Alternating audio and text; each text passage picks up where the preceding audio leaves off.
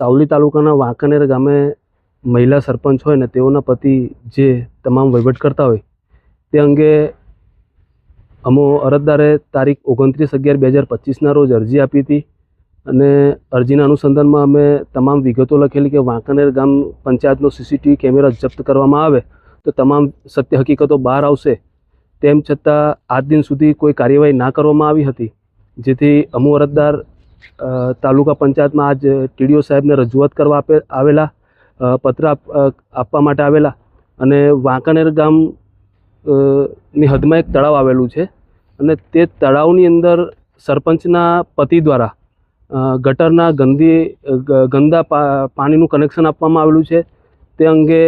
વાંકાનેર ગામના જે સ્થાનિક લોકો છે તેઓની અંદર જો રોગચાળો ફેલાય તો એની સતત જવાબદારી કોની રહે, એટલે તે અંગે અમે વારંવાર રજૂઆત કરેલી છે, ડીડીઓ સાહેબને પણ રજૂઆત કરેલી છે અને ડીડીઓ સાહેબને હું મુલાકાત કરવા ગયેલો તે દિવસે પણ અમે કીધું કે સાહેબ 29/11/2025ના રોજની અરજી આપેલી છે, તેમ છતાં આજ દિન સુધી કોઈ કાર્યવાહી નહીં કરવામાં આવેલી। ત્યાં ડીડીઓ સાહેબે અમને કીધું કે અમે તો સાવલી ટીડીઓ સાહેબને ઘણા ટાઈમ પહેલાં તપાસ માટે આદેશ આપી દીધેલો છે,